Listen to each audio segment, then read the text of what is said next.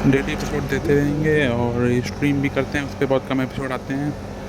बाकी इसी चैनल पे ऐसे एपिसोड आते रहेंगे। बने रहिए। और हमारे एप्लीकेशन को कुछ टाइम लग रहा है, 2 से 3 दिन लग जाएंगे और ऑलमोस्ट सब रेडी है। बस बिलिंग का अप्रूवल के लिए डाला हुआ है, उसका अप्रूव होते ही आपको लिंक दूंगा। बाकी सारा कुछ काम फिनिश हो चुके हैं। इसके ख़त्म होते ही आपको पूरा प्रॉपर एपिसोड मिलना स्टार्ट हो जाएंगे। लेकिन सबसे मूल्यवान था वह दृश्य जो शिवम को तुरंत मोहित कर गया। उस प्राणी के हर जोड़ पर सफेद जेड जैसे चमकते बोन बीज जड़े थे। ये यूनिवर्स के दुर्लभतम खजाने में से एक था जिसमें जीव के जीवन भर की शक्ति और जीवन ऊर्जा संचित होती है। दूरी से भी शिवम इन बोन बीज से निकलती विशाल लाइफ फोर्स महसूस कर सकता था। उसे पता था कि आगे की उन्नति के लिए यह अमूल्य ऊर्जा उसके लिए अत्यंत लाभकारी होगी, क्योंकि ज्यों-ज्यों उसकी कल्टीवेशन बढ़ेगी उसकी ऊर्जा की आवश्यकता भी कई गुना बढ़ेगी और सामान्य मैजिक मेडिसिन उस आवश्यकता को कभी पूरा नहीं कर पाएगी। शिवम ने तुरंत बोन बीज इकट्ठा नहीं किए, बल्कि पहले अपनी चेतना को फैलाकर पूरे क्षेत्र का निरीक्षण किया। उसकी स्पिरिचुअल कॉन्शियसनेस आत्मा से निकलकर शरीर की हर कोशिका में बंटी हुई थी, इसलिए चेतना भी पूरे शरीर की कोशिकाओं से चारों दिशाओं में फैल गई। पूरे क्षेत्र में गहराई से जांच करने पर उसे कोई असामान्य हलचल, कोई जीव या कोई खतरा महसूस नहीं हुआ, जिससे उसका मन कुछ शांत हुआ और वह उस विशाल हड्डी की ओर बढ़ा। लेकिन जैसे ही वह पास पहुंचा, उसके शरीर की हर कोशिका ने हल्की सी कपकपी के साथ चेतावनी दी कि खतरा सामने है और तुरंत पीछे हटना चाहिए। उसी क्षण हड्डियों से पड़ने वाली परछाई अचानक जीवित हो उठी और भाले जैसी एक काली आकृति बिजली की तेजी से उस पर झपटी। शिवम ने मुट्ठी से उसे रोकने की कोशिश की, लेकिन वह छाया न केवल तेज थी बल्कि उसकी हरकतें इतनी अनिश्चित कि उसकी मुट्ठी के पास आते ही वह मुड़ी और सीधी उसकी छाती में घुस गई। उसके सीने में एक गहरा रक्त सुराख बन गया और वह भारी पेड़ों को तोड़ता हुआ दूर जा गिरा। उसे तुरंत महसूस हुआ कि इस छाया के हमले में न केवल भौतिक शक्ति थी बल्कि एक भयंकर सोल अटैक भी शामिल था, जिसने उसकी दर्जनों डिफेंसिव सीक्रेट टेक्निक्स को भेद कर उसे घायल कर दिया। लेकिन शिवम अब साधारण शरीर वाला व्यक्ति नहीं था। उसका दिल छेद दिया गया था, लेकिन उसकी कोशिकाओं में मौजूद संभावित शक्ति तुरंत सक्रिय हो गई। वह पांचों तत्वों की तरह अपनी चोटों को तेजी से जोड़ने लगा और कुछ ही क्षणों में उसका सीना बंद होकर पूरी तरह ठीक हो गया। उसकी आत्मा भी लगभग 60 ट्रिलियन हिस्सों में विभाजित थी, इसलिए सोल अटैक केवल उस स्थान को प्रभावित कर पाया जहां भाला घुसा था। बाकी सेल्स की सोल फोर्स तुरंत उसे ठीक करने लगी। अब शिवम को निश्चित हो गया कि यह परछाई कोई साधारण यीग नहीं बल्कि कोई रहस्यमय और खतरनाक प्राणी था जो उस विशाल हड्डी के नीचे छुपा था। वह हड्डी से मिलने वाली बोन बीज इतनी मूल्यवान थी कि वह इतनी आसानी से पीछे नहीं हट सकता था, क्योंकि उनमें संचित लाइफ एनर्जी किसी भी डिवाइन एम्परर मेडिसिन से अधिक थी। इसलिए उसने जीवन जोखिम में डालते हुए बोन बीज को प्राप्त करने का निर्णय लिया। वह बिजली की गति से आगे बढ़ा और अपनी सभी स्पीड टेक्निक्स सक्रिय करते हुए उस हड्डी की ओर झपटा। लेकिन जैसे ही वह करीब पहुंचा, छाया अचानक उग्र होकर फट पड़ी। 5-6 काले भाले जैसी आकृतियां अलग अलग दिशाओं से उसकी ओर दागी गईं। शिवम ने अपनी गति बदलकर उन्हें चकमा दिया, पर अचानक पूरी जमीन पर वह छाया फैल गई और 100 मील का क्षेत्र एक काले गोले की तरह बंद हो गया। हर दिशा से सैकड़ों शैडो जैवलिन्स उसकी ओर बरसने लगे। शिवम ने तुरंत सैकड़ों मार्शल सीक्रेट टेक्निक्स का विस्फोट किया। Dragon's law, phoenix, ice chains, नाइनची स्वॉर्ड और न जाने कितनी शक्तियां एक साथ प्रकट हुई। लेकिन शैडो जैवलिन्स की सोल फोर्स इतनी प्रबल थी कि कई हथियारों को चीरकर वे सीधे उसके शरीर में धंस गए। उसके पूरे शरीर पर दर्जनों घाव बन गए और वह खून से लथपथ होने लगा।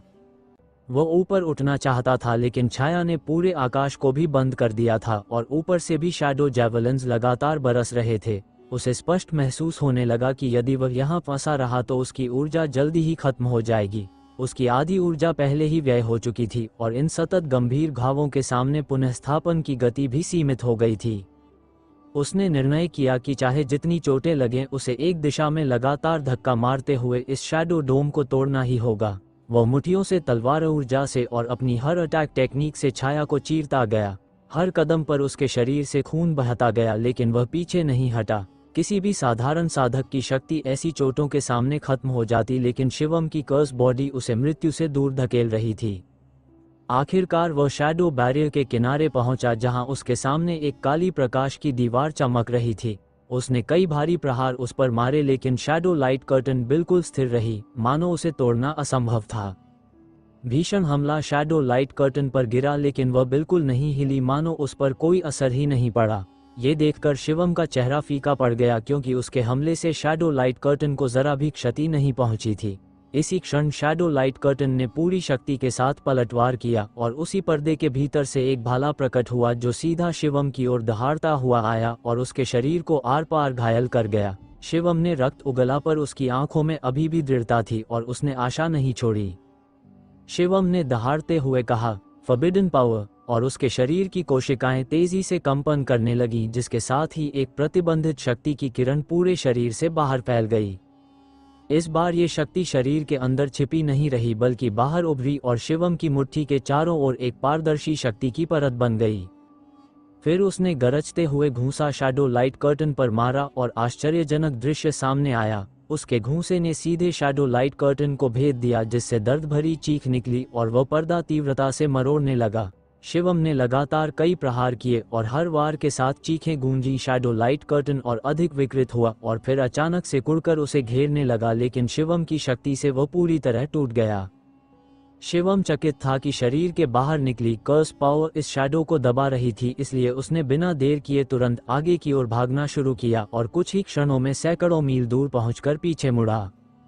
उसने देखा कि टूटा हुआ शैडो सिकुड़कर एक काले जीव में बदल रहा था जो बाघ जैसा था, लेकिन बाघ नहीं, उसके सिर पर एक सींग था और वह बिल्कुल उसी हड्डी वाले जीव की आकृति जैसा था। शिवम के मन में शंका उठी कि कहीं ये हड्डी वाले जीव की मृत्यु के बाद पैदा हुई शैडो तो नहीं। यूनिकॉर्न शैडो बीस्ट ने एक ठंडी गर्जना की लेकिन शिवम का पीछा नहीं किया और कुछ देर बाद वह वापस हड्डी की छाया में विलीन हो गया। शिवम तेजी से आगे भागता रहा और चोट लगने के बावजूद उसकी चोटें अविश्वसनीय गति से ठीक होने लगी। कुछ ही मिनटों में उसके शरीर के सभी घाव गायब हो गए और आंतरिक क्षति भी तेजी से भरने लगी। उसे महसूस हुआ कि उसकी शक्ति फिर से कुछ बढ़ गई है और अब वह डिवाइन किंग रेल्म से बहुत दूर नहीं रहा। हर युद्ध, हर घाव, हर पुनर्प्राप्ति उसके भीतर छिपी क्षमता को जागृत कर रही थी और इसी वजह से उसका डिवाइन मोनार्क रेल्म भी 4 गुना चरम पर पहुंचने वाला था। शिवम ने मन ही मन सोचा कि जितना वह घायल होता है उतना ही मजबूत होकर उठता है। उसने सोचा कि क्या वह इसी तरह आगे बढ़कर कभी देवता बन जाएगा। ये कर्स ट्रेनिंग मेथड वाकई अद्भुत थी, लेकिन वह जानता था कि यह तभी प्रभावी है जब वास्तविक जीवन मरण वाले युद्ध हो, न कि जब कोई बस खड़ा होकर वार झेले। जंगली जंगल से बाहर निकलते ही वह लगभग पूरी तरह स्वस्थ हो चुका था। तभी सामने से शोर उठा, वह वही लड़का है, उसे रोक लो। शिवम ने देखा कि सामने से लोकस्ट क्लैन के लोग दौड़ते हुए आ रहे थे, जिनमें यूसुफ भी था। कुल मिलाकर 20 से अधिक क्वाजी एम्परर्स उसकी ओर भावना के साथ दौड़ रहे थे। शिवम को ये देखकर झुंझलाहट हुई कि जंगल से निकलते ही इस बदकिस्मती का सामना करना पड़ रहा था। यूसुफ ने घृणा से भरी नजरों से उसे देखा और शिवम ने शांत स्वर में कहा, यूसुफ, मैंने उस वक्त तुम्हारी जान छोड़ दी थी। अगर अब भी समझ नहीं आए तो इसका परिणाम तुम्हें भुगतना पड़ेगा। इस पर यूसुफ पागलों की तरह चिल्लाया कि शिवम जैसे घटिया कीड़े उसे कैसे धमका सकते हैं, और उसने आदेश दिया, मार डालो इसे। 20 क्वाजी एम्परर्स टिड्डों की तरह रूपांतरित हुए और अपने धारदार पंजों से शिवम पर टूट पड़े। शिवम की आंखें हिम जैसी ठंडी हो गईं और वह तलवार जैसी क्रूरता के साथ आगे बढ़ा। वह पहले लोकस्ट क्लैन से उलझना नहीं चाहता था, लेकिन अब जब उन्होंने खुलेआम उसे घेर कर मारने का निर्णय ले लिया था तो शिवम भी अब किसी दया के मूड में नहीं था। उसकी हथेली तलवार जैसी तेज हो गई और उसके भीतर की मिस्टिक टेक्निक्स चरम पर पहुंचकर उसकी शक्ति को कई गुना बढ़ा चुकी थीं। हवा में उसकी हथेली की चीरती हुई चमक उठी और केवल एक वार में लोकस्ट क्लैन के 2 क्वाजी एम्परर्स बिना चीख निकाले मर पड़े। उसकी शक्ति अब साधारण क्वाजी एम्परर को मारना ऐसा था जैसे चिकन काटना। शिवम ने घूमकर लगातार वार किए और उसकी हथेली से निकली तेज रोशनी ने लोकस्ट क्लैन के 3 और क्वाजी एम्परर्स को आधा काट दिया। 5 योद्धा पल भर में मारे गए और बाकी के चेहरों पर मृत्यु का भय फैल गया। उन्होंने मुड़कर भागना शुरू किया, लेकिन अब जब शिवम लड़ाई में उतर चुका था वह उन्हें छोड़ने वाला नहीं था। उसने दहाड़ते हुए पीछा किया, तभी अचानक किसी भारी शक्ति ने उस पर दबाव डाला, मानो एक पूरा ग्रह उसके शरीर पर गिर पड़ा हो। शिवम लड़खड़ा गया। एक एम्परर आ चुका था। यूसुफ के पास खड़ा एक बूढ़ा व्यक्ति आगे आया, जिसकी शक्ति समुद्र से भी गहरी और अंधकार जितनी विशाल थी। यूसुफ चीखकर बोला, इसे मार डालो। बूढ़ा व्यक्ति बिजली जैसी गति से आगे बढ़ा और आकाश में 9 विशाल तलवारें प्रकट हुई जो उल्टी लटकी हुई शिवम पर गिरने लगी। शिवम ने भीषण दहाड़ मारी और वॉर कैरेक्टर टैक्टिक की 5 गुना शक्ति को चरम सीमा तक पहुंचाकर पूरी सामर्थ्य से प्रतिकार किया। शिवम ने अपनी पूरी शक्ति झोंक दी और वॉर कैरेक्टर टैक्टिक की 5 गुना लड़ाकू क्षमता को चरम तक पहुंचाते हुए लगातार दर्जनों प्रहार किए। उसके हमलों की गूंज डैंग डैंग की भांति उस विशाल चाकू की धार पर पड़ती रही, जैसे कोई धातु के बने विशाल योद्धा पर हथौड़ा बरसा रहा हो। अचानक एक तेज क्लिक की आवाज आई, चाकू की धार पर दरारें उभरने लगी, पहले छोटी छोटी फिर तीव्रता से फैलती हुई, और शिवम के अंतिम प्रहार के साथ वह धार पूरी तरह टूटकर बिखर गई।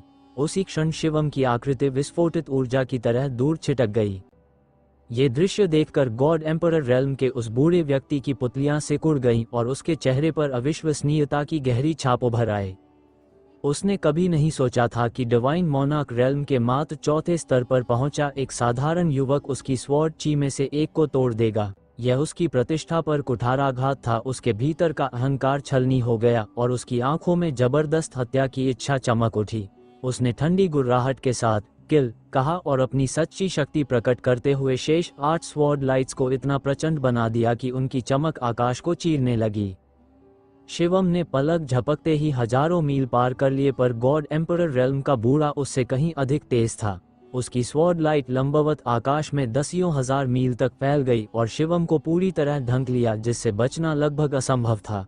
शिवम ने पूरी शक्ति से दहाड़ते हुए ब्रोकन कहा और प्रचंड शक्ति के साथ प्रहार किया। भयंकर विस्फोट हुआ, ऊर्जा की लहरें चारों ओर फैल गईं, जंगल उखड़ गया, प्राचीन वृक्ष हवा में चीरकर धराशायी हो गए। शिवम ने किसी तरह उस एक विशाल प्रहार को रोक तो लिया, पर इस बार शक्ति पहले से कहीं ज्यादा विनाशकारी थी।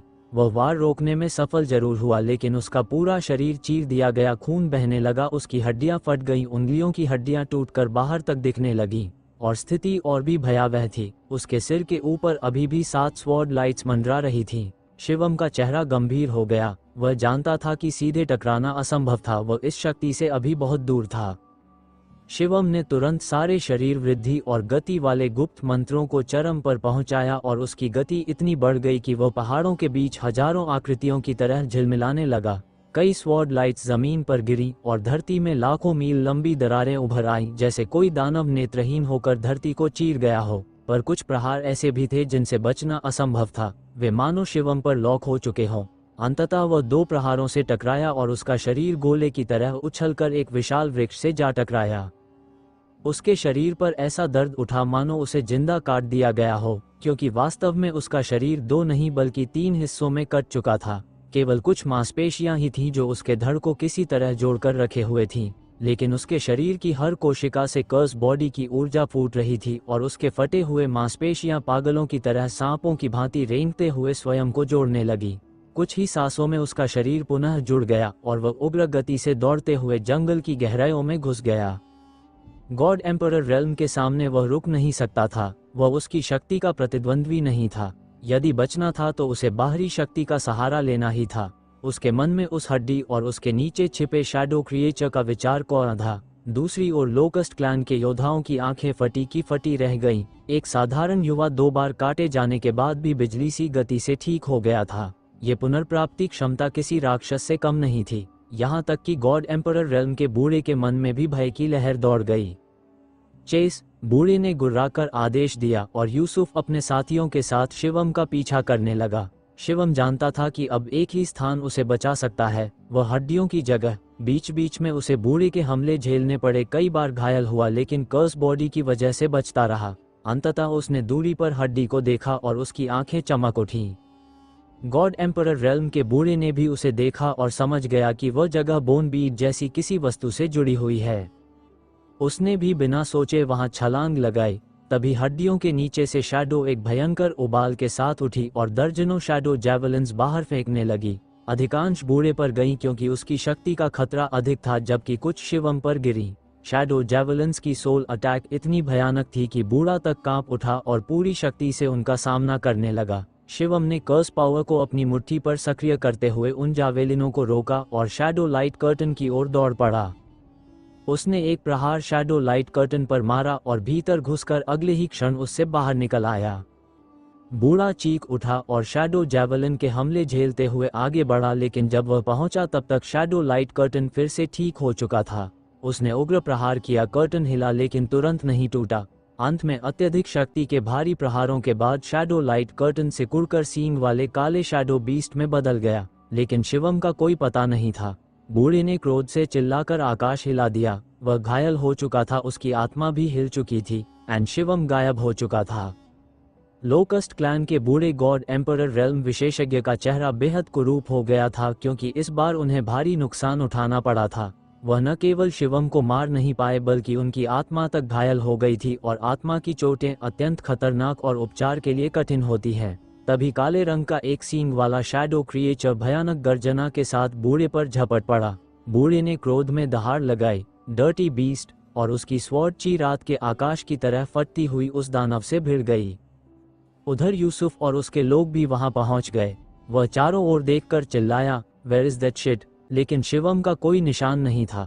तभी उसकी नज़र बोन बीड और सफ़ेद हड्डी पर पड़ी और उसका चेहरा लालच से चमक उठा। ये बोन बीड है, इसमें कितनी गहरी लाइफ एनर्जी है, ये तो मेरा है। वह उछलकर उसकी ओर बढ़ने लगा, लेकिन गॉड एम्परर रेल्म का बूढ़ा भयभीत स्वर में चिल्लाया, मत आओ, पीछे हटो, पर देर हो चुकी थी। जमीन से अचानक दर्जनों शैडो जैवलिन्स निकली और सीधे लोकस्ट क्लैन पर टूट पड़ी। पुफ पुफ की आवाज़ों के साथ एक ही पल में दर्जन भर लोक्रस्ट योद्धा उनकी सोल अटैक से छेदे गए और वहीं मरकर गिर पड़े। अगर यूसुफ को उसके लोगों ने ढाल बनाकर न बचाया होता तो वह भी वहीं मारा जाता। भयभीत होकर यूसुफ और उसके लोग चीखते हुए पीछे हट गए। इधर गॉड एम्परर रेल्म का बूढ़ा जान लगाकर उस यूनिकॉर्न शैडो क्रिएचर के हमलों को रोक रहा था। उनका सोल इंजरी पहले से ही उन्हें कमजोर कर चुका था और अब शैडो जैवलिन ने उनके शरीर में एक बड़ा रक्त रहित छेद तक बना दिया था। आखिरकार वह दहाड़ते हुए वहां से पीछे हट गया। यूनिकॉर्न क्रिएचर ने लोकस्ट क्लैन की ओर ठंडी नजर डाली, लेकिन उनका पीछा नहीं किया। यूसुफ ने फिर पूछा, वेयर इज दैट शिट? बूढ़े ने कहा कि शैडो क्रिएचर ने उसे रोक लिया था और वही मौका पाकर शिवम भाग निकला। उसने ठंडे स्वर में कहा, अगर वह दोबारा मेरे सामने आया तो मैं उसे अवश्य मार डालूंगा। यूसुफ भी खींच में बड़बड़ाया, लेकिन उसकी नज़र बोन बीड्स पर टिकी रही। इन बोन बीड्स को हाथ से नहीं जाने देना चाहिए। इंतज़ार करो, जब और एक्सपर्ट्स आएंगे हम सब मिलकर शैडो क्रिएचर का शिकार करेंगे। उधर शिवम पहले ही एक सुरक्षित स्थान ढूंढकर बैठ चुका था और अपना पुनर्स्थापन शुरू कर चुका था। शैडो क्रिएचर और गॉड एम्परर रेल्म के बूढ़े के हमलों ने मिलकर उसे ऐसी चोट दी थी कि कोई साधारण इंसान 10 बार मर चुका होता, लेकिन उसका कर्स बॉडी मांसपेशियों और हड्डियों को सांपों की तरह रेंगते हुए जोड़ रहा था। उसका पूरी तरह कटा हुआ शरीर पल भर में फिर से जुड़ गया और कोई निशान तक बाकी नहीं रहा। प्रत्येक कोशिका की क्षमता जागृत हो चुकी थी और कर्स पावर उन्हें और अधिक मजबूत कर रही थी। कुछ ही क्षणों में उसकी ऊर्जा उफान मारने लगी और बूम के साथ उसकी शक्ति एक नए स्तर पर पहुंच गई, डिवाइन मोनार्क 5वें स्तर के बराबर। ये प्रगति इतनी तेज थी कि साधारण साधक अपने जीवन में ऐसा परिवर्तन देख ही नहीं सकते, लेकिन शिवम जानता था कि इस प्रगति का मूल्य भी भारी था। उसके शरीर में बची ऊर्जा अब मात्र 10% रह गई थी। उसने महसूस किया कि 2 एम्पर लेवल मैजिक मेडिसिन से प्राप्त 50% ऊर्जा का 30% इस युद्ध में समाप्त हो गया। ये वो औषधियां थीं जिनका उपयोग गॉड लेवल एक्सपर्ट्स भी सोच समझकर करते हैं, लेकिन शिवम की उग्र बढ़ती शक्ति उन्हें भी चर्बी की तरह जला रही थी। हालांकि उसका बल अब विस्फोटक रूप से बढ़ चुका था। कुछ देर बाद उसने अपनी श्वास स्थिर की और समझा, मेरी वर्तमान शक्ति गॉड एम्परर रेल्म का सामना करने के लिए अभी भी पर्याप्त नहीं है, भले ही वह सबसे कमजोर क्यों न हो। उसने सोचते हुए निर्णय लिया कि अब उसे उस ब्रेसलेट की शक्ति को आजमाना होगा। उसने ब्रेसलेट को हाथ में लिया। वह इतना भारी था कि मानो उसने 12 पहाड़ पकड़ रखे हों। कर्स पावर डालते ही ब्रेसलेट के अंदर पूर्व मालिक की स्पिरिचुअल विल ने प्रतिरोध किया, पर कर्स पावर ने क्षण भर में उसे मिटाकर राख कर दिया। ये देखकर शिवम मुस्कुराया, कर्स पावर वाकई अद्भुत है। उसने ब्लड मार्क डालकर ब्रेसलेट को पूरी तरह अपना बना लिया। अब कर्स पावर को ब्रेसलेट में भेजते ही की आवाज के साथ एक स्टोन बीड बाहर निकली और अचानक विशाल आकार में बदल गई। उससे भयानक शक्ति बाहर फूटने लगी। जमीन फट गई, प्राचीन वृक्ष विस्फोट हो गए, पत्थर चूर चूर हो गए और 100 मीटर गहरा गड्ढा बन गया। शिवम ने महसूस किया, ये ग्रेविटी है, इतनी भारी ग्रेविटी। उसने उत्साहित होकर फिर कर्स पावर बढ़ाई और दूसरा स्टोन बीड बाहर निकला और बूम, पहले से 10 गुना अधिक ग्रेविटी ने धरती को और गहरा धंसा दिया। शिवम भीतर तक रोमांचित हो उठा क्योंकि उसने महसूस किया कि जैसे ही 2 स्टोन बीड्स को एक साथ सक्रिय किया गया, ग्रेविटी की शक्ति अचानक 10 गुना बढ़ गई। जो पहले एक स्टोन बीड से निकलती थी उससे कहीं अधिक तेज, कहीं अधिक विनाशकारी। ये शक्ति इतनी भयानक थी कि शिवम का अनुमान था एक सामान्य क्वाजी एम्परर तो इस ग्रेविटी दबाव में तुरंत कुचलकर मर जाएगा और गॉड एम्परर रेल्म जैसे महान अस्तित्व भी गंभीर रूप से प्रभावित होंगे। उसने चमकती आंखों से सोचा, जब 2 स्टोन बीड्स में इतनी शक्ति है तो 3, 4, 5 या पूरा 12 का सेट कितना भयावह होगा। उसके भीतर का उत्साह बढ़ता गया और उसने तुरंत कर्स पावर बढ़ाकर तीसरा स्टोन बीड सक्रिय करने की कोशिश की, लेकिन इस बार ब्रेसलेट का शिशु बिल्कुल नहीं हिला। तभी बोन डेमन की आवाज उसके मन में गूंज उठी, बॉय तुम्हारी कल्टिवेशन बेस अभी बहुत कमजोर है, तुम 2 स्टोन बीड से ज्यादा नियंत्रित नहीं कर सकते, इससे अधिक चाहिए तो अपनी शक्ति बढ़ाओ। शिवम ने लंबी सांस ली क्योंकि वह जानता था कि कोई भी ट्रेजर तब तक अजेय नहीं बन सकता जब तक साधक स्वयं पर्याप्त शक्तिशाली न हो। फिर भी 2 स्टोन बीड्स को नियंत्रित कर पाना भी उसके लिए विशाल लाभ था। इन दोनों की संयुक्त ग्रेविटी उसके युद्ध कौशल को 10 गुना तक बढ़ाने में सक्षम थी। अब वो बोन बीड्स की स्थिति जानना चाहता था। वह चुपचाप जंगल की ओर बढ़ा और दबे पांव हड्डियों के पास पहुंचा। वहां पहुंचकर उसने देखा कि लोकस्ट ट्राइब की पराजय के निशान हर जगह फैले पड़े थे। चारों ओर टिड्डायोद्धाओं के विशाल शव बिखरे थे और बोन बीड्स अब भी अपनी जगह सुरक्षित पड़े हुए थे। शिवम की आंखों में एक तेज चमक उभरी। यदि दोनों पक्ष एक दूसरे को भारी चोट पहुंचाते और वह मैदान में उतरता तो सबसे अच्छा मौका मिलता, पर हालात फिर भी उसके पक्ष में थे क्योंकि बोन बीड्स अब भी असुरक्षित थे। अचानक उसने महसूस किया कि कई शक्तिशाली आभाएं उसकी ओर बढ़ रही हैं। उसने तुरंत अपनी सांस और उपस्थिति को इतना छिपा लिया कि वह किसी निर्जीव चट्टान जैसा प्रतीत हो। थोड़ी ही देर बाद यूसुफ पूरे दल के साथ वहां पहुंचा। यूसुफ ने आदेश दिया, ऊपर के गॉड रेल्म वॉरियर्स आगे बढ़ो और शैडो क्रिएचर को नष्ट करो। उसके आदेश के साथ ही 2 तेज आकृतियां बिजली की तरह आगे बढ़ीं। एक वह पुराना गॉड एम्परर रेल्म वॉरियर और दूसरा वही जो 8 क्लॉर ऑक्टोपस से लड़ चुका था। दोनों ने बोन बीड की ओर हाथ बढ़ाते ही विशाल डिवाइन क्लॉस प्रकट कर दिए जो हवा को चीरते हुए नीचे उतर रहे थे। तभी बोन के नीचे से शैडो में जबरदस्त उबाल आया और दर्जनों जेट काले शैडो जैवलिन्स आसमान चीरते हुए उन दोनों एम्परर्स पर टूट पड़े। उनकी संयुक्त डिवाइन पावर से भले ही शैडो जैवलिन्स की पहली लहर को रोका गया, लेकिन कुछ ही पलों में पूरा क्षेत्र फिर शैडो से भर गया और युद्ध भड़क उठा। Shadow creature 2 God emperor realm experts के सामने टिक नहीं पा रहा था। कुछ ही क्षणों में शैडो क्षेत्र टूटने लगा और वह काला एक सींग वाला दानव अपनी वास्तविक आकृति में प्रकट हुआ। दानव ने क्रोध में गर्जना की और आकाश चीरता हुआ ऊपर उछला। उसका सींग भयावह प्रकाश फेंकता हुआ उन दोनों एम्परर्स पर टूट पड़ा। दोनों गॉड एम्परर्स भी पूरी शक्ति से उसके सामने खड़े हो गए और मुठभेड़ शुरू हुई। शैडो क्रिएचर बेहद ताकतवर था, लेकिन उसकी सोल अटैक्स उससे भी अधिक खतरनाक थीं। इसी कारण दोनों एम्परर्स अत्यधिक सतर्क होकर धीरे धीरे उसे दबाते रहे ताकि मौका मिलते ही उसे घातक चोट पहुंचा सकें। दर्जनों राउंड बीत गए और शैडो क्रिएचर स्पष्ट रूप से पीछे हटता गया। उसका क्षेत्र टूट चुका था, वह बार बार पीछे धकेला जा रहा था और बोन अब लगभग असुरक्षित हो चुका था। तभी शैडो क्रिएचर अचानक एक पागलपन भरी चीख के साथ सीधे उसी घायल पुराने एम्परर पर टूट पड़ा। हर बचाव को अनदेखा करते हुए वह हमला इतना अचानक और तीव्र था कि बूढ़े ने क्रोध में चिल्लाते हुए अपनी सबसे शक्तिशाली वार ज़ियोन स्लैश निकाल दिया। उसकी तलवार सीधे शैडो क्रिएचर के शरीर पर पड़ी और शैडो क्रिएचर 2 टुकड़ों में फट गया। उसका शरीर काले धुएं की तरह विस्फोटित हुआ। पर यह जीत अधूरी थी। अगले ही पल शैडो क्रिएचर का एक सींग वाला शिखर उड़ता हुआ बूढ़े एम्परर के सीने में धंस गया। ये हमला इतना तेज था कि बूढ़ा संभल भी न सका। सींग ने उसकी छाती को आर पार कर दिया। उसका शरीर पीछे की ओर लड़खड़ाया, खून बहता रहा और उसकी आत्मा तक गहरी चोट पहुंची। वह क्रोध और भय से कांपते हुए गरजा, डैम बीस्ट। लेकिन भय बढ़ाने वाली बात यह थी कि शैडो क्रिएचर का फटा हुआ शरीर हवा में फिर से इकट्ठा होने लगा। वह पूरी तरह नहीं मरा था, हालांकि उसकी शक्ति अब स्पष्ट रूप से कम हो चुकी थी। उसने फिर उस घायल एम्परर पर धावा बोला क्योंकि वह जानता था कि वही सबसे कमजोर लक्ष्य है। लेकिन दूसरा गॉड एम्परर रेल्म वॉरियर चिल्लाया, गॉड डेथ, और आगे बढ़कर शैडो क्रिएचर को रोक लिया।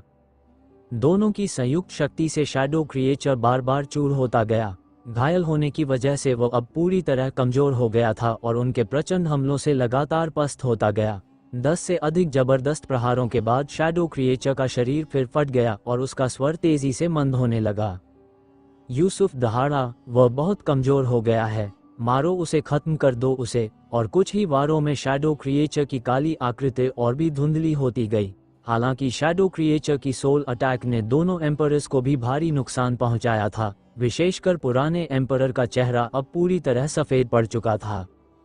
लोकस्ट क्लैन के 2 गॉड एम्परर्स में से बूढ़े वाले की हालत सबसे खराब थी। शैडो क्रिएचर के पहले प्रहार ने उसकी आत्मा को तो झकझोरा ही था, उसका शरीर भी भयानक रूप से घायल हो चुका था, उसका चेहरा मौत जैसी सफेदी लिए खड़ा था।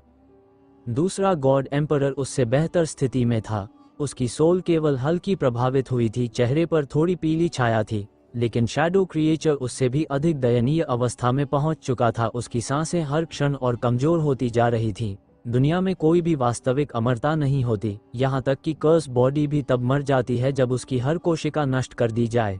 शैडो क्रिएचर का शरीर चाहे कितना विचित्र और असाधारण क्यों न हो, हर वार उसे क्षीण कर रहा था और इस मार्ग पर चलते रहने पर उसकी मृत्यु निश्चित थी।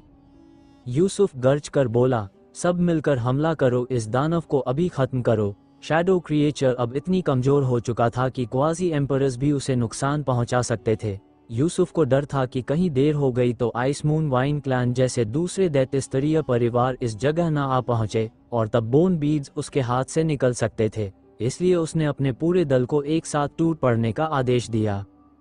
अगले ही क्षण सैकड़ों क्वाजी एम्परर्स चीखते हुए शैडो क्रिएचर पर टूट पड़े। उनके हमले आंधी तूफान की तरह चारों दिशाओं से उस पर बरसने लगे, उसके पीछे हटने का हर मार्ग बंद कर दिया गया। दोनों गॉड एम्परर्स ने भी अपना चरम हमला एक साथ छोड़ा, एक ऐसा वार जिसमें शैडो क्रिएचर को इस बार अवश्य मर जाना था। शैडो क्रिएचर ने दर्द से भरी गर्जना की और अचानक उसका शरीर सैकड़ों शैडो जैवलिन्स में बदल गया, जो हर दिशा में तीरों की बारिश की तरह छलांग लगा गए। लेकिन अब उसकी शक्ति बहुत कम रह गई थी। लोकस्ट क्लैन की संयुक्त घातक शक्ति से टकराते ही उसके अधिकांश शैडो जैवलिन्स राख की तरह मिटते चले गए।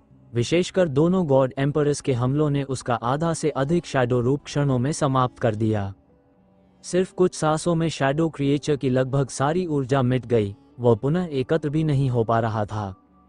लोकस्ट क्लैन की सेना राहत की सांस लेने ही वाली थी कि तभी अचानक दुनिया जैसे पलट गई। हड्डियों का ढांचा अचानक कांपा और अगले ही क्षण वह विस्फोटित हो गया। सैकड़ों सफेद हड्डियां तलवारों की तरह हवा में उड़ी और लोकस्ट क्लैन की सेना की ओर इतनी भयावह गति से झपटी कि हवा फटती चली गई। आह! अनगिनत क्वाजी एम्परर्स चीखते हुए वहीं ढह गए। तेज हड्डियों ने उनके शरीर छेद दिए, उनकी आत्माएं पल भर में बुझ गईं। 2 गॉड एम्परर्स भी नहीं बचे। सबसे तेज, सबसे भारी हड्डियां ठीक उन्हीं की ओर झपटी। बूढ़ा गॉड एम्परर 2 विशाल हड्डियों से आर पार हो गया, उसका शरीर दसियों हजार मीटर दूर जा गिरा, पेड़ों को तोड़ता हुआ रक्त उड़ाते हुए। उसका शरीर लगभग चिथड़ों में बदल गया, लेकिन डिवाइन एम्परर की जिद्दी होली ब्लैक विक्रांत एल के कारण वह जीवित रह गया। दूसरा गॉड एम्परर यूनिकॉर्न हॉर्न से आर पार हो गया, उसका शरीर जमीन पर कील की तरह जड़ दिया गया। उसने पूरी ताकत से वह भयानक सींग बाहर खींचा, लेकिन गंभीर रूप से घायल हो गया। 50 से अधिक क्वाजी एम्परर वहीं मारे गए। यूसुफ दूर खड़ा ये दृश्य देखकर पत्थर बन गया, फिर उसकी आंखें पागलपन से भर गईं। ये धिक्कार है। लेकिन बोन एक्सप्लोजन के बाद सभी हड्डियां निर्जीव होकर जमीन पर गिर गईं और बोन बीड्स चारों ओर बिखर गए। दूसरा गॉड एम्परर दांत पीसता हुआ चिल्लाया, मरते मरते भी ये दानव हमें चोट पहुंचा कर गया। स्पष्ट था, शैडो क्रिएचर मरने से पहले अपनी अंतिम conscious will say bone structure को नियंत्रित करके एक अंतिम घातक प्रतिशोध छोड़ गया था। यूसुफ ने शरीर में घावों के बीच बोन बीड्स को देखा और उसकी आंखों में लालच की आग भड़क उठी। उसने पागलपन की हद तक उड़कर उन बोन बीड्स की ओर हाथ बढ़ाया। लोकस्ट क्लैन में उसकी स्थिति अगली ही रात से 7वें स्तर, 8वें स्तर, यहाँ तक कि 9वें स्तर तक पहुंच सकती थी। यह अवसर उसके लिए भाग्य बदलने जितना बड़ा था। बाकी लोकस्ट क्लैन के लोग चुप खड़े रहे, उनका दर्जा यूसुफ से बहुत नीचे था और यह मौका उसी का था। दूरी में छिपा शिवम ये सब देख रहा था। दोनों गॉड एम्परर्स गंभीर रूप से घायल, एक लगभग टूट चुका और दूसरा आधा मृत। शिवम की आंखों में एक शांत ठंडी चमक उभरी। यह अवसर स्वर्ग द्वारा दिया गया सबसे बड़ा उपहार था। उसने अपनी सांस पूरी तरह छिपाई और बिना कोई आहट किए घायल पुराने गॉड एम्परर की ओर बढ़ने लगा। वह वृद्ध एम्परर अभी भी उन घावों से जूझ रहा था, अभी भी मैजिक पिल्स निगल रहा था और अपने सीने में बने विशाल छेद को बंद करने की कोशिश कर रहा था। उसे तनिक भी आभास नहीं था कि मृत्यु की छाया धीरे धीरे उसके पास आ रही है।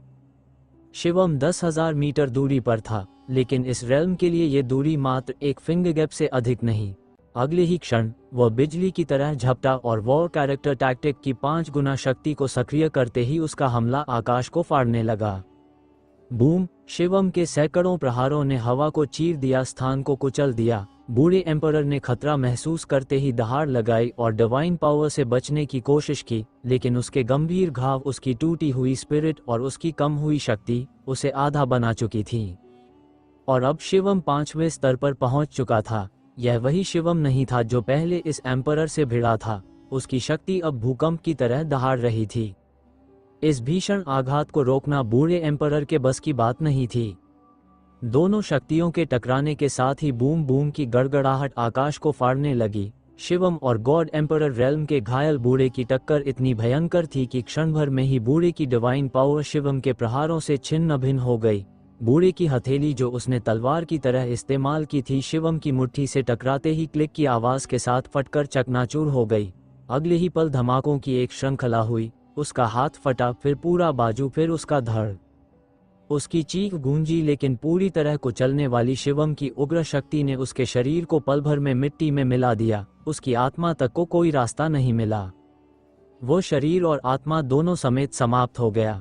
सामान्य अवस्था में उस बूढ़े गॉड एम्परर को शिवम कभी नहीं मार सकता था, लेकिन वह अत्यधिक घायल था और शिवम ने मौके का लाभ उठाते हुए उसे एक ही प्रहार में समाप्त कर दिया। ये सब इतना तेज हुआ कि आसपास खड़े लोकस्ट क्लैन के लोग समझ भी न पाए कि हुआ क्या। जब तक वे मुड़े, गॉड एम्परर रेल्म का बूढ़ा धूल बन चुका था। यूसुफ ने जब देखा कि यह सब शिवम ने किया है, उसकी आंखें पागलों की तरह फैल गईं। तू फिर से, वह चीखा। शिवम ने ठंडे स्वर में कहा, आज ही तुझे मारने आया हूं। उसने हाथ बढ़ाया और मृत गॉड एम्परर की स्टोरेज रिंग उठा ली और सीधे यूसुफ की ओर बढ़ा। यूसुफ तड़प कर चिल्लाया, तू मुझे मारेगा? सब लोग, इसे मार डालो। उसके पास अभी भी एक अन्य गॉड एम्परर था, इसलिए उसे लग रहा था कि शिवम उसका कुछ नहीं बिगाड़ पाएगा। उसकी नज़र में पिछले गॉड एम्परर की मौत सिर्फ उसकी गंभीर चोट का परिणाम थी। दूसरा गॉड एम्परर चाहे घायल था, पर इतना बुरी तरह नहीं। तुरंत क्रोध में अपने घावों को दबाकर विस्फोटक आभा के साथ आगे बढ़ा। उसने हवा में तलवार की तरह कदम रखा। उसकी हथेली तलवार बनकर शिवम पर प्रहार करने के लिए झपटी। एक तेज चमकदार ब्लेड लाइट आकाश को फाड़ती हुई शिवम के सिर पर गिरी। शिवम ने भीषण लड़ाकू इच्छा के साथ दहाड़ लगाई, कम ऑन। उसका पूरा शरीर विस्फोटित ऊर्जा से भड़क उठा। उसकी मांसपेशियां धूल की तरह फड़कीं और उसने एक महाविनाशकारी घूंसा चलाया। दोनों शक्तिशाली अस्तित्व आमने सामने टकराए। यूसुफ की आंखों में आतंक था। ये पागल मर गया गॉड एम्परर से टकरा रहा है, पर अगले ही क्षण जो हुआ उसने सबको पक्षाघात में डाल दिया। धमाके के बाद दोनों शक्तियां पीछे फेंकी गईं और दोनों एक साथ दसियों हजार मीटर पीछे जा गिरे। वे बराबरी पर रहे। पूरा लोकस्ट क्लैन हैरान रह गया, ये कैसे संभव था? एक डिवाइन मोनार्क, और वह भी अब पे बड़ी ई की मात्रा, अब पे बड़ी ई की मात्रा ब्रेक थ्रू हुआ गॉड एम्परर रेल्म के साथ बराबरी कर रहा था। यूसुफ की आंखें लगभग बाहर आ गईं। इसने इतना तेज ब्रेक थ्रू कैसे कर लिया? दूसरा गॉड एम्परर भी भीतर तक हिल चुका था, लेकिन शिवम की आंखों में लड़ाई की आग और बढ़ गई। वो सोच रहा था, गॉड एम्परर वाकई महान अस्तित्व है। अपनी सारी शक्ति और 5 गुना वॉर टैक्टिक लगाने पर ही मैं किसी तरह मुकाबला कर पा रहा हूं, और वह भी इसलिए क्योंकि वह घायल है। फिर उसने ठंडी गर्जना की किल। एक झटके में शिवम गायब सा हुआ और अगले ही पल दूसरी जगह प्रकट होकर हमला कर रहा था। दोनों के बीच भीषण युद्ध छिड़ गया। एक पल में दर्जनों वार, पर कोई जीत न सका। दूरी में यूसुफ ये सब देखकर स्तब्ध और भयभीत हो गया। उसके भीतर ईर्ष्या, क्रोध और डर का मिश्रण उमड़ पड़ा। वह धीरे धीरे पीछे हटने लगा, ताकि यदि स्थिति बिगड़े तो वह भाग सके। शिवम ने ये देख लिया, भागना चाहता है। उसकी आंखों में ठंडा प्रकाश चमका। युद्ध के बीच उसने चतुराई से अपना कोण बदला। और जब एक वार में उसका शरीर हल्का सा दूसरी ओर झुका, उसने दुश्मन की शक्ति का उपयोग करते हुए अपने आप को लोकस्ट क्लैन की ओर उछाला। उसने अभी तक स्टोन बीड्स इस्तेमाल नहीं किए थे, क्योंकि वह नहीं चाहता था कि गॉड एम्परर सतर्क हो जाए। और अब उसका लक्ष्य स्पष्ट था, एक को भी जिंदा नहीं छोड़ना। Not good. गॉड एम्परर की और यूसुफ की चीख एक साथ उठी। लोकस्ट ट्राइब द्वंद्व में पड़ गया। अगर वे शिवम को रोकते हैं तो पक्का मरेंगे, अगर भागते हैं तो लोकस्ट क्लैन में वापस जाकर वे भयंकर दंड पाएंगे। उनकी यही घातक झिझक उनका विनाश बन गई, क्योंकि अगले ही पल शिवम उनके सामने था। वह बवंडर की तरह घूमा, उसके हमले बादलों की तरह बरसे। एक पल में दर्जनों लोकस्ट वॉरियर्स मिट गए। फिर शिवम ने दोहरे मुंह के दागे और वह सैकड़ों गोलाकार प्रहारों में बदल गए। हर मुक्का एक प्रहार नहीं बल्कि एक वध था। हर वार एक लोकस्ट वॉरियर को चीरता चला गया। कुछ ही क्षणों में 100 से अधिक लोकस्ट वॉरियर्स में से केवल मुट्ठी भर बचे थे। यूसुफ का शरीर डर से कांप उठा। वह चिल्लाया, नहीं, मेरी मदद करो। उसे शिवम ने जानबूझकर बचा रखा था, क्योंकि वह चाहता था कि यह काया आखिरी तक भय में तड़पे। वह मूत्र के डर में बहता हुआ भाग रहा था, पर शिवम बिल्कुल शांत निर्दयी भाव से उसके पीछे चल रहा था। दूसरा गॉड एम्परर भी चिल्लाया, स्टॉप, और प्रहार किया, लेकिन शिवम ने उसकी शक्ति का उपयोग करते हुए और तेज गति पाली, और फिर वह यूसुफ के बचे 2 साथियों पर टूट पड़ा। उन्हें पकड़कर वहीं मार डाला। अब सिर्फ यूसुफ बचा था, कांपता हुआ, सड़ांध वाली बदबू छोड़ता हुआ, पूरी तरह ढह चुका। शिवम ठंडे स्वर में बोला, बेकार इंसान, चल, तुझे भी विदा करता हूँ। वह चाहता था कि यूसुफ आखिरी बचे और अपने गॉड एम्परर की मौत देखकर सच्चा निराशा अनुभव करे, पर उसकी दयनीय हालत देखकर शिवम का उत्साह ही ठंडा पड़ गया। उसने सीधा हाथ उठाया। यूसुफ ने अंतिम त्रासद चीख छोड़ी और अगले ही क्षण वह भी शरीर और आत्मा सहित मिट गया। मैदान में अब केवल एक ही एम्परर बचा था। वह शिवम का पीछा करने के बजाय उसे घूरते हुए बोला कि बॉय, तुमने मेरे लोकस्ट क्लैन के इतने लोग मार दिए हैं, अब हमारे क्लैन का अंतहीन प्रतिशोध तुम्हारे पीछे लगेगा। शिवम ने शांत मुस्कान के साथ कहा, रिवेंज अगर पहले तुम्हें ही खत्म कर दूं तो किसे पता चलेगा कि मैंने किसे मारा है। वह एम्परर ठहाका मारकर बोला, तू मुझे मारना चाहता है, मैं घायल हूँ, हाँ, लेकिन तुम जैसे डिवाइन मोनार्क के लिए मुझे मार पाना असंभव है। लड़ाई लंबी चलेगी तो मरेगा तुम ही। शिवम ने गर्जना की, तो लड़ते हैं, और तेज बिजली की तरह उसकी ओर बढ़ा। उसी क्षण सेलेस्टियल एम्परर भी चिल्लाया, किल, और दोनों की शक्तियां आमने सामने टकराईं। भीषण विस्फोट हुआ। धरती फटती हुई दोनों को पीछे धकेल रही थी। इस बार शिवम पागलपन की हद तक जा चुका था। वह अपनी चोटों की परवाह किए बिना पूरी शक्ति से हमला कर रहा था। एक घातक टक्कर में शिवम के शरीर पर गहरी कट लगी, लगभग आधा शरीर चीर गया, लेकिन उसके साथ ही उसकी मुट्ठी ने एम्परर के कंधे को फाड़ डाला। मुक्के में समाहित अनेक गुप्त तकनीकों ने एम्परर की रक्षा शक्ति और उसका मांस दोनों चकनाचूर कर दिया। शिवम का घाव पल भर में फिर से भरने लगा। उसके शरीर की इंस्क्रिप्शन शक्ति पागल सांपों की तरह मांसपेशियों को जोड़ रही थी। उसने दहाड़ते हुए कहा, फिर से आओ, और फिर से युद्ध में कूद पड़ा। कुछ ही पल बाद शिवम फिर घायल हुआ, लेकिन उसके साथ एम्परर भी हर बार गंभीर रूप से चोट खाते जा रहा था। ये लड़ाई अब कौन किसे ज्यादा तोड़ेगा वाली लड़ाई बन चुकी थी। लोकस्ट क्लैन का एम्परर डर से कांप उठा। पहली बार उसकी आंखों में भय आया। शिवम की पुनर्जीवन शक्ति दानवों से भी परे थी। ये स्पष्ट हो चुका था, अगर लड़ाई ऐसे ही चली तो पहले मरने वाला वो एम्परर ही होगा, शिवम नहीं। उसे मन में कमजोरी महसूस हुई। उसका फाइटिंग स्पिरिट ढह गया। जिस क्षण उसकी मनोबल की दीवार टूटी, शिवम की आंखों में शिकार पकड़ लेने की चमक जग गई। यही सही समय है। उसने फौरन इंस्क्रिप्शन पावर को 2 स्टोन बीड्स में प्रवाहित किया। दोनों स्टोन बीड्स आकाश में उड़े पहाड़ों जैसे विशाल हो गए और भयानक ग्रेविटी के साथ लोकस्ट क्लैन के एम्परर पर टूट पड़े। ग्रेविटी ने एम्परर की देह को ऊपर से सीधा नीचे जमीन में पटक दिया। वह पलक झपकते ही विशाल गड्ढे में धंस गया। उसने गरजकर स्टोन बीड्स को रोकने की कोशिश की। उसकी हथेलियां फट गईं, खून बहने लगा, लेकिन वह मुश्किल से उन्हें थोड़ी दूर धकेल पाया। इसी समय शिवम पूरी गति से उस पर टूट पड़ा। जैसे ही स्टोन बीड्स पीछे हटे, शिवम की तूफानी मार उस एम्परर पर बरस पड़ी। विशाल ग्रेविटी अब भी उस पर हावी थी, इसलिए वह ढंग से उछल भी नहीं पा रहा था। शिवम की बाईं हथेली तेज धार वाले ब्लेड की तरह नीचे उतरी और एम्परर की एक बांह काटकर अलग कर दी। दाई मुट्ठी उसके सीने पर पड़ी, सीना फट गया, मांस उछलकर चारों ओर बिखर गया। एम्परर की देह गड्ढे में धंसी हुई थी और वहीं से विस्फोटित होकर मिट्टी में जा गिरी। वह खून उगलते हुए चिल्लाया, नहीं, मैं किसी डिवाइन मोनार्क के हाथ कैसे मर सकता हूँ। लेकिन उसकी चीख अधूरी रह गई, क्योंकि उसके अंतिम सेक्ट रश में पंख फैलाकर भागने की कोशिश ग्रेविटी की वजह से असफल हो गई। वह जमीन से उठ ही नहीं पाया। शिवम एक झटके में उस पर कूद गया और उसके सीने पर पैर रखकर जोर से दबाया। सीना फटकर चिथड़े हो गया। अब केवल सिर बचा था। वो अभी भी चीख रहा था, लिटिल, लेकिन शिवम की मुट्ठी ने उसके सिर को ध्वस्त कर दिया। सिर आत्मा दोनों एक साथ नष्ट हो गए। इस तरह लोकस्ट क्लैन का अंतिम एम्परर भी खत्म हो गया। शिवम ने बिना समय गंवाए सभी स्टोरेज रिंग्स उठा लिए, फिर सफेद हड्डियों के पास जाकर वहां बिखरे सभी बोन बीड्स इकट्ठा किए। कुल 18 बोन बीड्स मिले, हर एक में गहरी लाइफ एनर्जी भरी हुई थी। वह बेहद संतुष्ट हुआ। इतने बड़े लाभ के साथ वह तेजी से वहां से निकल गया। उसे पता था कि इतनी भयंकर लड़ाई की आवाज दूर तक पहुंची होगी, इसलिए रुकना खतरे से खाली नहीं था। कुछ देर बाद जब 2 शक्तिशाली विशेषज्ञ वहां पहुंचे और उन्होंने लोकस्ट क्लैन के सैकड़ों शव देखे तो एक दूसरे की तरफ देखा और तुरंत भय से पीछे हट गए। उन्हें लगा कि यहाँ कोई अकल्पनीय शक्ति छुपी है। उधर शिवम एक छिपे स्थान पर पहुंच चुका था। उसने कुछ देर साधना कर अपनी स्थिति फिर से चरम पर ला दी।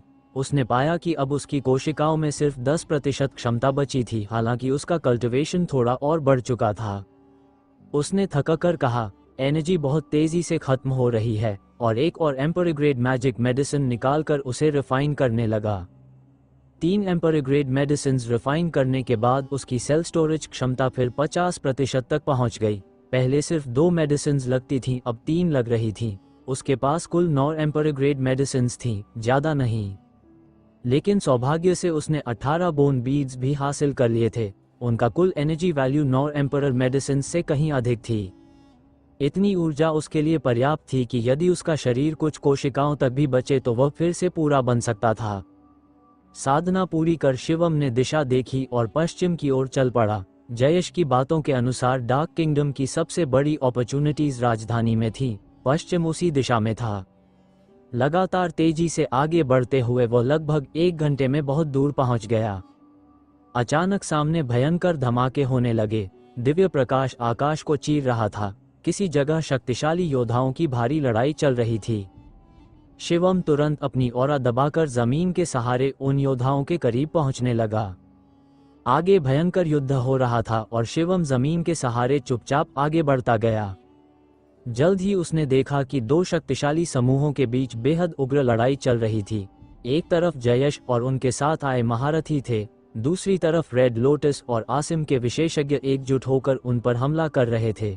ये वही 2 शक्तियां थीं जिनके साथ जयेश पहले गठबंधन कर चुका था, पर अब दोनों गद्दार बनकर मिलकर उसी पर वार कर रहे थे। हर समूह के साथ एक एक गॉड एम्परर था, जबकि जयेश की ओर से भी केवल एक ही गॉड एम्परर मौजूद था, इसलिए वो बुरी तरह दबाया जा रहा था। जयेश खून में नहाया बाल बिखरे हुए पागल सरीखे दहाड़ रहा था कि रेड लोटस और आसिम कितने नीच हैं, साथ मिलकर चलने की बात करके अब खजाना छीनने को उतारू हो गए हैं। रेड लोटस के लाल चोगे वाले युवक ने उससे उल्टा आरोप लगाया कि जयेश ने विंड एंड फायर बीड्स अकेले हड़पने की कोशिश की है और उन्हें हिस्सा न देकर विश्वासघात किया है। आसिम का एक और युवक भी ठंडी हंसी के साथ बोला कि ट्रेजर देखने वालों का हक समान होता है, बांट दो, नहीं तो आज तुम यहाँ से नहीं निकल पाओगे। जयेश बाल उड़ाते हुए चीखा कि यह खजाना उसी ने पाया है और ये दोनों बस जलन में आकर गठबंधन तोड़ रहे हैं। दूर खड़े शिवम ने ये सब सुन लिया और पूरी स्थिति समझ गया। Wind and fire beads Jayesh के हाथ लगे थे और दोनों अन्य शक्तियों ने उन्हें छीनने के लिए धोखा दिया था। वह सोच में पड़ गया कि क्या उसे जयेश की मदद करनी चाहिए। जयेश ने कभी डार्क किंगडम की जानकारी उसे देकर सहयोग किया था और आज की स्थिति में शिवम की शक्ति पहले से कई गुना अधिक थी। अगर यह पहले वाला समय होता तो 2 गॉड एम्परर्स के सामने खड़े होने का विचार भी आत्मघाती होता, पर अब उसके भीतर आत्मविश्वास था। जिन्हें वह देख रहा था वे सब धीरे धीरे हार रहे थे। जयेश का गॉड एम्परर दोनों विरोधियों के संयुक्त हमले में बुरी तरह दब चुका था और उसके नीचे लड़ने वाले सभी योद्धा भी लगभग टूट चुके थे। स्थिति पूरी तरह एक तरफा थी। इसी क्षण शिवम ने निर्णय लिया। उसका शरीर धुंध की तरह हल्का होकर आगे निकला और युद्धभूमि में पहुंच गया। जैसे ही वह सामने आया सबकी नज़रें उसकी ओर गईं। रेड लोटस और आसिम के लोग उसे पहचानते थे, लेकिन उन्होंने उसे गंभीरता से नहीं लिया। आखिर वह केवल डिवाइन मोनार्क रेल्म का युवक था, उनके लिए कोई महत्व नहीं। लेकिन जयेश ने उसे देखते ही चिल्लाया कि यहाँ से भाग जाओ। शिवम हल्के से मुस्कुराया। इस पुकार में छिपी चिंता ने साबित कर दिया कि जयेश वास्तव में उसकी मदद चाहता था, बिना किसी लालच के। पर शिवम अब पीछे नहीं हटने वाला था। उसने जवाब दिया कि वह मदद करेगा, पर जयेश फिर चीखा कि यह पागलपन है। गोड एम्परर से मुकाबला करना मौत बुलाने जैसा है। जयेश के साथियों को भी भारी निराशा हुई। उन्हें लगा था कि शिवम कोई बड़ा महारथी है, लेकिन डिवाइन मोनार्क उनके लिए इस लड़ाई में लगभग बेकार था। तभी रेड लोटस के लाल चोगे वाले युवक ने अपने पास खड़े डिवाइन मोनार्क नाइनफोल्ड को कहा कि इस स्थानीय युवक को खत्म कर दो। वह उसे मरवाने के लिए एकमात्र प्रहार काफी समझता था। वह वृद्ध डिवाइन मोनार्क तेज ज्वाला की तरह शिवम पर झपटा और अग्नि से भरी हथेलियों से उस पर हमला किया। इतनी गर्म और घातक लपटें किसी भी डिवाइन मोनार्क सेवनफोल्ड को राख कर सकती थीं। लेकिन शिवम की आंखों में धूल भरती भी नहीं। वह शांत रहा। उसकी हथेली में भाला रूपी एक मिस्टीरियस टेक्निक प्रकट हुआ और उसने एक ही झटके में भाला फेंका। भाला आग को चीरता हुआ सीधे डिवाइन मोनार्क नाइनफोल्ड के माथे से आर पार हो गया। वह वृद्ध तुरंत ढेर हो गया। ये दृश्य देखकर पूरा युद्ध क्षेत्र थर्रा गया।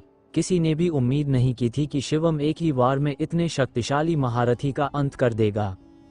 रेड लोटस के युवक ने क्रोध में गर्ज कर अपने 2 क्वाज़ी-एम्परर अधीनस्थों को शिवम पर हमला करने भेजा, लेकिन शिवम ने अपनी हथेली तलवार की तरह चलाई और दोनों को एक झटके में काट डाला। अब सभी के दिल कांप गए। शिवम सीधे रेड लोटस के युवक की ओर बढ़ता गया। उसका चेहरा भय से पीला पड़ गया। वह जानता था कि वह तो उनसे भी कमजोर है।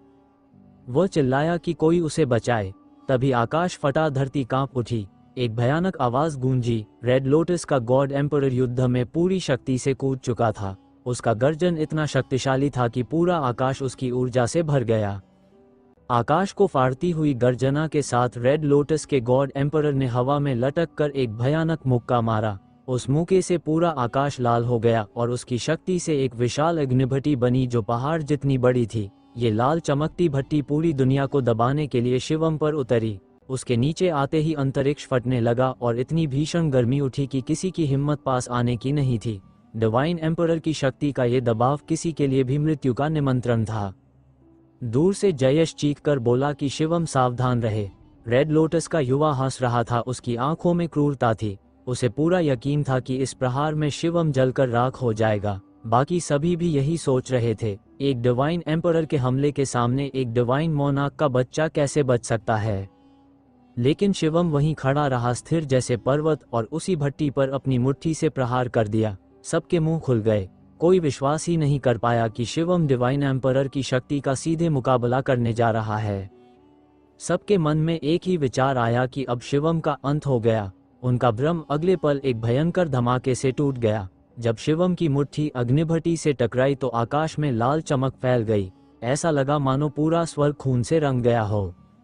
सबने सोचा कि शिवम अब बस राख बनकर गिरने वाला है। आग के अंदर से एक शरीर पीछे की ओर उड़ता दिखा। सभी ने समझा कि वह एक जला हुआ शव होगा। वे हैरान थे कि कम से कम उसके शरीर का आकार तो बच गया था, वरना डिवाइन एम्परर के आक्रमण में लोग धूल बन जाते हैं। लेकिन फिर अगला दृश्य देखकर हर किसी की आंखें फटी की फटी रह गईं।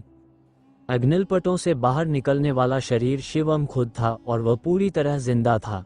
वह दसियों हजार मीटर पीछे उड़कर अपनी जगह पर खड़ा हो गया। उसका श्वास तेज था लेकिन बेहद शक्तिशाली। उसके शरीर पर केवल कुछ जलने के निशान थे जो देखते ही देखते गायब होने लगे। भीतर कोई गंभीर चोट नहीं थी। वह शांत था, जंग के लिए तैयार। पूरी भीड़ इस दृश्य को देखकर सुन्न रह गई।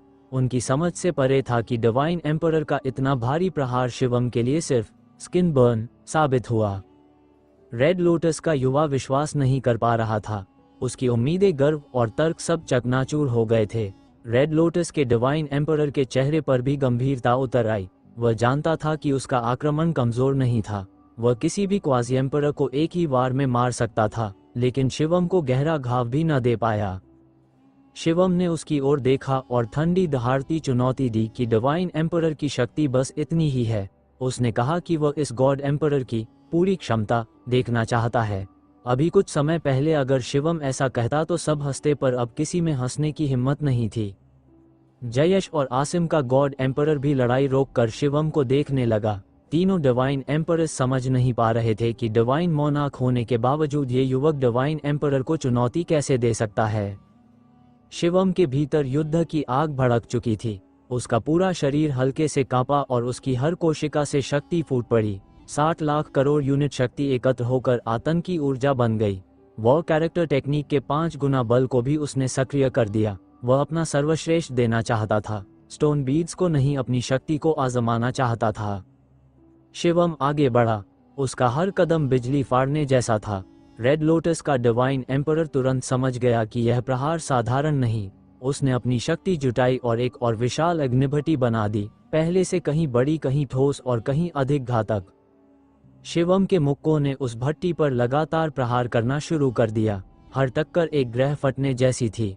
ऊर्जा और आग की भयावह लपटें हर दिशा में फैल गईं, इतनी गर्म और तेज कि तीनों शक्तियों के योद्धा पीछे हटने को मजबूर हो गए। आकाश कांपा, धरती फटी, दोनों के युद्ध की शक्ति किसी भी क्षण पर्वतों को नष्ट कर सकती थी। पलक झपकते ही शिवम ने दर्जनों मुक्के बरसाए और सीधे रेड लोटस के डिवाइन एम्परर द्वारा बनाई गई अग्निभट्टी पर हमला कर दिया। लगातार भयानक टक्करों के बीच अंततः एक महाधमाके के साथ वह भट्टी चकनाचूर हो गई और शिवम कुछ दूरी तक पीछे धकेला गया। उसके शरीर पर हल्की चोटें तो थीं, पर वे अविश्वसनीय गति से भरने लगीं। चारों ओर से ठंडी सांसों की आवाज उठने लगी।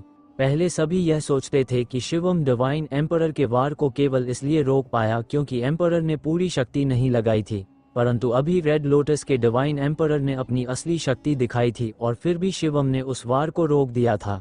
इससे स्पष्ट हो गया कि शिवम सच में डिवाइन एम्परर को चुनौती देने योग्य बन चुका है। 5वें स्तर का डिवाइन मोनार्क होकर किसी डिवाइन एम्परर को रोक लेना, यह अकल्पनीय था। शिवम जोर से गर्जा और खाली आकाश पर कदम रखते हुए फिर से रेड लोटस के डिवाइन एम्परर की ओर टूट पड़ा। रेड लोटस का डिवाइन एम्परर भी भड़क उठा। वह जलती हुई धधकती आग में बदलकर शिवम पर झपटा। उसके शरीर के चारों ओर एक विशाल अग्निभट्टी घूम रही थी और उसके हाथों में एक और लाल अग्निभट्टी बनकर प्रकट हुई जो ब्रह्मांड को जलाने की शक्ति रखती थी। शिवम अपनी पूरी ताकत से भिड़ा, पर इस बार उसे महसूस हुआ कि एक स्वस्थ डिवाइन एम्परर कितना भयानक होता है। उसकी हर चाल शिवम को पीछे धकेल रही थी और देखने वालों के लिए साफ था कि शिवम पिछड़ रहा था। तभी एक वार गलत पड़ गया और रेड लोटस की अग्निभट्टी उसके सीने पर लगी। उसकी छाती फट गई, हड्डियां टूटी और अंदर ज्वाला भड़कने लगी। शिवम खून उगलते हुए पीछे हट गया और उसकी कोशिकाओं में छिपी क्षमता तुरंत उसकी मरम्मत में लग गई। लेकिन रेड लोटस का डिवाइन एम्परर शिवम को मौका देने वाला नहीं था। वह बिजली की तरह आगे बढ़ा और प्रचंड आक्रमण जारी रखा। शिवम लगातार पीछे हटने को मजबूर हो गया। पूरा युद्ध क्षेत्र उसकी सीमा तक पहुंचने की चीखों से भर गया।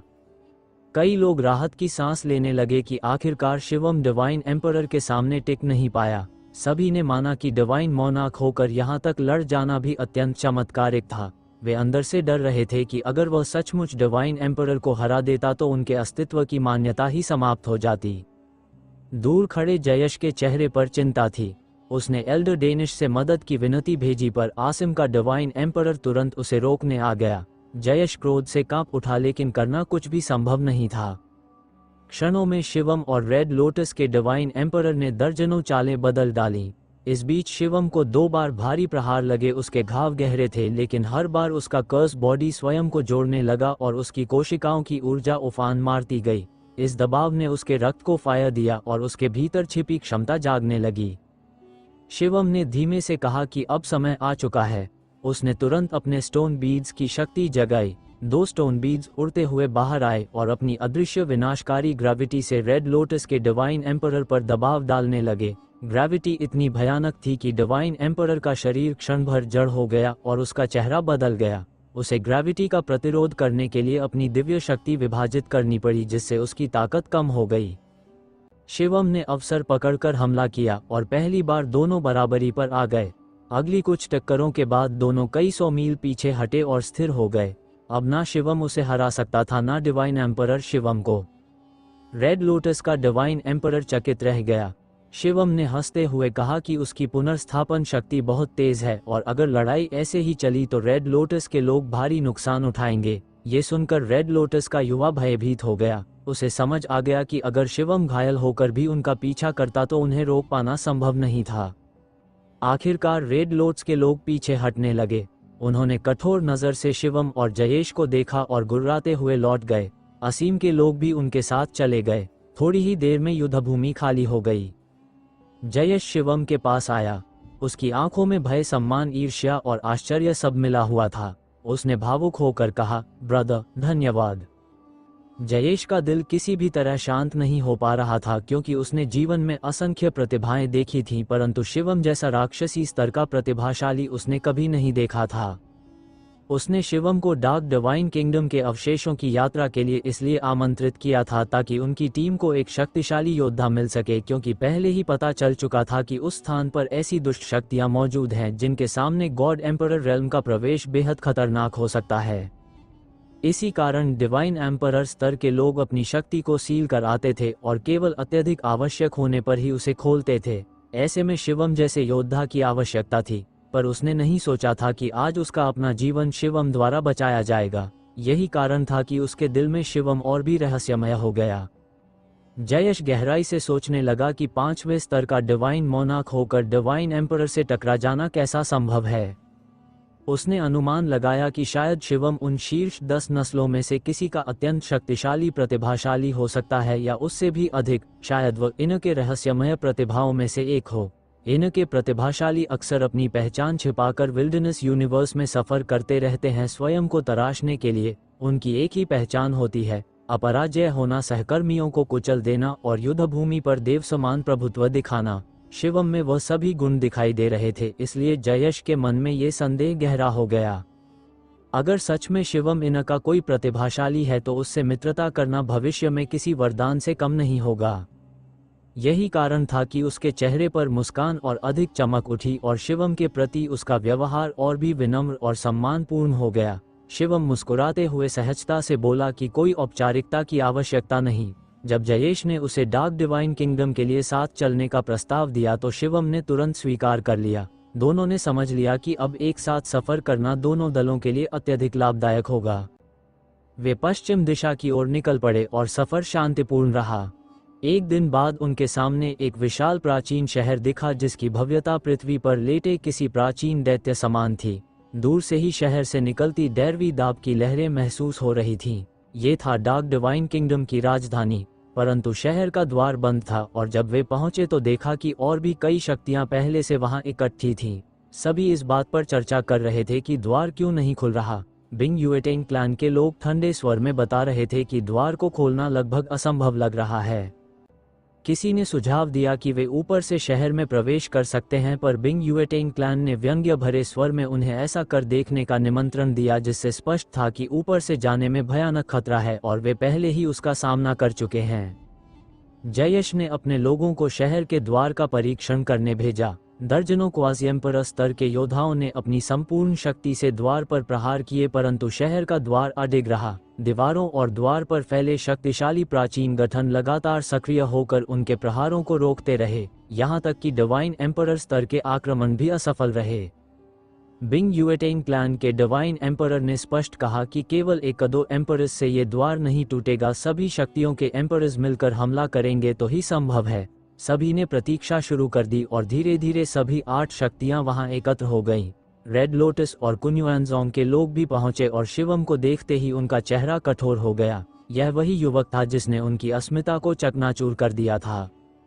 सभी के एकत्र होने के बाद चर्चाएं शुरू हुई कि लोकस्ट ट्राइब के इतने कम सदस्य क्यों बचे हैं। हर ओर अनुमान लगाए जा रहे थे कि शायद वे किसी अवसर पर फंस गए या फिर किसी दानवी शक्ति द्वारा मारे गए। यहाँ तक कि 2 डिवाइन एम्परर्स का भी संपर्क टूट चुका था, जिससे सभी के दिलों में भय की लहर दौड़ गई कि आखिर अंदर हुआ क्या है। शायद वह 8 भुजाओं वाला दानव ऑक्टोपस प्रकट हो चुका है या कोई और अज्ञात भय वहां सक्रिय है। लेकिन चर्चा छोड़कर बात आगे बढ़नी थी, इसलिए आदेश दिया गया कि सभी शक्तियां मिलकर द्वार तोड़ें। 8 डिवाइन एम्परर्स आगे आए और 8 भयानक हमले एक साथ शहर के प्राचीन द्वार पर गिरे। दीवारों पर स्थित प्रतीक चमकते फटते और धीरे धीरे कमजोर होते गए। 1 घंटे की लगातार विनाशकारी टक्कर के बाद सभी रून्स विस्फोटों के साथ टूटने लगे और अंततः बिना गठन के बचा द्वार 8 डिवाइन एम्परर्स की शक्ति के सामने टिक न सका। एक महाविनाशक गर्जना के साथ शहर का विशाल द्वार चीरकर खुल गया। शहर का द्वार फटते ही भीतर का दृश्य स्पष्ट हो गया। अंदर की रोशनी बहुत मंद थी और हर दिशा में प्राचीन जर्जर भवन दिखाई दे रहे थे। किसी ने अचानक आगे बढ़कर छलांग लगाई और एक ही क्षण में शहर के भीतर प्रवेश कर गया। जब कुछ देर तक कोई खतरा नहीं दिखा तो बाकी लोग भी आश्वस्त होकर अंदर घुसने लगे। शिवम और जयेश भी तेजी से उस रहस्यमय नगरी में प्रवेश कर गए। तुरंत ही सभी लोग विभिन्न इमारतों की ओर बिखरने लगे, क्योंकि हर किसी को उम्मीद थी कि अवसर इन्हीं भवनों के भीतर छिपे होंगे। शिवम एक विशाल भवन की ओर उड़ता हुआ बढ़ा और उसके साथ ही दर्जन भर लोग भी उसी दिशा में पहुंच गए। ये अलग-अलग शक्तियों के योद्धा थे। रेड लोट्स और कुंजों के कुछ लोग भी वहीं पहुंचे, लेकिन शिवम को देखते ही उनके चेहरों पर भय की छाया फैल गई और वे तुरंत दिशा बदलकर निकल गए। बाकी लोग शिवम की असली शक्ति से अनजान थे। शिवम ने किसी पर ध्यान नहीं दिया और सीधे एक भव्य हॉल के भीतर उतरा। एक विशालकाय लाल बालों वाला योद्धा जिसकी शक्ति डिवाइन मोनार्क रूम थी, उसे देखते ही दहाड़ा कि डिवाइन सर्क्युलस जैसे कीड़े को यहाँ अवसर पाने का कोई अधिकार नहीं। उसने एक विशाल हथेली ऐसे फेरी जैसे शिवम को एक ही वार में चूर चूर कर देगा। उसके इरादे में हिचक नहीं थी, वह शिवम को मारने ही आया था। बाकी लोग ये दृश्य देखकर मुस्कुराने लगे कि अब ये लड़का मारा गया, लेकिन अगले ही पल उनकी हंसी जम गई। हवा चीरती हुई शिवम की हरकत बिजली जैसी थी। उसने ठंडे स्वर में कहा कि बाहर जाने वाला वह नहीं, सामने वाला है। एक ही पल में उसकी प्रतिघाती हथेली ने लाल बालों वाले दैत्य की थप्पड़ को काटते हुए पहले वार कर दिया। एक करारा गूंजता थप्पड़ उसके गाल पर पड़ा और अगला क्षण उसकी चीख के साथ उसका शरीर तोप के गोले की तरह उड़ा कई दीवारें तोड़ते हुए नीचे गिरा और वहीं खून उगलकर मर गया। डिवाइन मोनार्क रूम जैसा योद्धा एक थप्पड़ में खत्म हो गया। आसपास खड़े लोग स्तब्ध रह गए। उनके शरीरों में ठंडा पसीना बहने लगा, क्योंकि वे भी वही सोच रहे थे जो लाल बाल वाले ने सोचा था कि शिवम को एक झटके में मार देंगे। अब उन्हें समझ आया कि यदि वे उस समय वार करते तो मरने वाला वही होता। यह विचार आते ही उनके दिल दहल उठे और वे तुरंत वहां से भाग खड़े हुए। कुछ ही पलों में वो पूरा भवन केवल शिवम का रह गया। वह हल्की मुस्कान के साथ भीतर के हॉल में प्रवेश करता गया। वहां की सजावट अभी भी पूरी थी, बस कुछ वस्तुएं समय के साथ सड़ चुकी थीं। उसने उपयोगी चीजें उठाईं और बाकी इमारतों में खोज शुरू कर दी, पर कई भवन खाली निकले। आगे बढ़ते हुए उसे एक अजीब सी सर्द हवा महसूस हुई। वह तुरंत आगे बढ़ा और देखा कि भवनों के बीचों बीच एक विशाल गोलाकार गड्ढा था, जैसे सैकड़ों मील चौड़ा कोई काला अथाह मुंह। यही ठंडी हवा का स्रोत था। कुछ अन्य लोग भी उस खाई के किनारे खड़े होकर उसे विस्मित नजरों से देख रहे थे, क्योंकि यह स्थान भगवानों के नगर जैसा था और उसके मध्य में ऐसा गड्ढा बिल्कुल भी स्वाभाविक नहीं था। लोग चर्चा करने लगे कि नीचे क्या है और क्या किसी को नीचे जाकर देखना चाहिए। अंत में किसी ने अपना आर्टिफैक्ट नीचे उड़ाकर भेजा, पर वह आर्टिफैक्ट सुरक्षित लौट आया। लोग निश्चिंत होने लगे कि शायद यह एक साधारण खाई है जिसे प्राचीन काल में किसी कारण से खोदा गया होगा। लेकिन तभी गड्ढे की गहराई से एक भयानक गर्जना गूंज उठी। सभी लोग चौंक कर पीछे हट गए। दूसरी गर्जना और भी साफ थी और फिर लगातार वही चीख गर्जना हवा में भरने लगी। अचानक गड्ढे से ठंडी मृत सी ऊर्जा उभरी और उसके साथ कई आकृतियां बाहर निकलकर आकाश में उछलीं। ये प्राणी मनुष्यों जैसे थे, लेकिन उनकी देह कंकाल जैसी सूखी थी। मांस लगभग नदारद, चमड़ी धातु जैसा चमकती हुई और आंखें पागलपन से भरी। वे बिल्कुल मम्मी जैसे दिखते थे, परंतु जीवित और अत्यंत हिंसक। जैसे ही वे बाहर आए, उबलती हुई दहाड़ के साथ उन्होंने सभी लोगों पर हमला बोल दिया। लोगों ने तुरंत तलवारें, भाले और शक्तियां चलानी शुरू की, पर जब एक तेज तलवार प्रकाश एक मम्मी के शरीर पर गिरा तो धातु की टकराहट जैसा शोर हुआ और तलवार उसका शरीर काट ही नहीं सकी। वे पिशाच जैसे दैत्य अपने नुकीले पंजों से एक डिवाइन मोनार्क 8-फोल्ड योद्धा को सीधा 2 हिस्सों में फाड़कर उसकी लाश को चीरते चबाते हुए खा गए। चीखें हवाओं में भर गईं और देखते ही देखते 10-12 मास्टर्स क्षण भर में मौत के घाट उतार दिए गए। इन दैत्यों की रक्षा इतनी भयंकर थी कि डिवाइन मोनार्क स्तर के योद्धा भी असहाय हो गए थे। इसी बीच कुछ मम्मी शिवम की ओर भी झपटे। शिवम ने एक तेज चीख के साथ हथेली को तलवार जैसा बनाकर उनके ऊपर प्रहार किया। तेज धमाके हुए जैसे वह किसी लोहे की ढाल पर वार कर रहा हो, लेकिन चाहे धातु कितनी भी कठोर क्यों न हो, शिवम की शक्ति उसे नहीं रोक सकती थी। उसकी एक एक हथेली का वार एक एक मम्मी को टुकड़ों में बदलता गया। कुछ ही क्षणों में उसने दर्जन भर से अधिक मम्मी प्राणियों को चूर चूर कर दिया। शिवम के अलावा एक और व्यक्ति था जो इन भयावह मम्मी जैसे कॉप्सेस को भयभीत कर देने वाली शक्ति से मार रहा था। ये था वो डिवाइन एम्परर जो पहले रेड लोटस का था। उसके हाथों में भी दर्जनों कॉप्सेस एक एक करके ढेर हो रहे थे। इन दो लोगों को छोड़कर बाकी सभी लोगों की स्थिति दयनीय थी। ये कॉप्सेस न तो दर्द से डरते थे न मौत से, और उनकी रक्षा इतनी भयानक थी कि क्वासी एम्परर भी उनका सामना मुश्किल से कर पा रहे थे। जो उससे नीचे के थे वे तो केवल मार खाने के लिए खड़े थे। शिवम और वह डिवाइन एम्परर भी बेबस होने लगे क्योंकि गड्ढे से कॉप्सेस की संख्या अनंत थी। वे मरते रहे लेकिन हजारों की संख्या में और प्राणी गड्ढे से निकलते रहे। ये दृश्य किसी न खत्म होने वाले स्वप्न जैसा था। सभी शक्तिशाली योद्धा पीछे हटने लगे। उन्होंने कई हजार मील तक भागकर दूरी बनाई, तभी जाकर वे कॉप्सेस रुककर वापस उसी गड्ढे में उतर गए। डार्क डिवाइन किंगडम की राजधानी इतनी विशाल थी कि कितनी दूर तक फैली है अंदाज लगाना भी कठिन था। शिवम ने भी कुछ कॉप्सेस को मारकर तुरंत पीछे हटना ही उचित समझा। उसके भीतर गहरी बेचैनी जागी क्योंकि वह समझ गया कि यह गड्ढा सामान्य नहीं है। राजधानी के मध्य में अचानक ऐसा गड्ढा पैदा होना और उसमें इतनी बड़ी संख्या में कॉप्सेस का होना किसी दुष्ट रहस्य का संकेत था। शिवम सोचने लगा कि शायद ये कॉप्सेस कभी डार्क किंगडम के ही लोग रहे होंगे। उसने कई भवनों की खोज की लेकिन वहां एक भी शव, एक भी हड्डी, एक भी खून का निशान नहीं मिला। ये और भी अस्वाभाविक था। यदि एंटायर किंगडम मर गया था तो कम से कम अवशेष तो होने चाहिए थे। तभी एक विचार उसके मन में कौड़ा कि शायद ये कॉप्सेस उन्हीं लोगों के शरीर हैं जिन्हें किसी ने मारकर गड्ढों में फेंक दिया। वह और भी स्तब्ध तब हुआ जब बोन डेमन की आवाज उसके मन में गूंजी कि यह सब निश्चित रूप से किसी विशाल और दुष्ट फॉर्मेशन का हिस्सा है। बोन डेमन के अनुसार किसी ने पूरे डार्क किंगडम में गड्ढों का जाल बिछाया, सभी नागरिकों को मारकर उनमें फेंका और समय के साथ सभी को कॉप्स बीस्ट्स में बदल दिया। यह एक नरक जैसा दंड था, न मुक्ति न पुनर्जन्म, बस अनंत काल तक भटकना।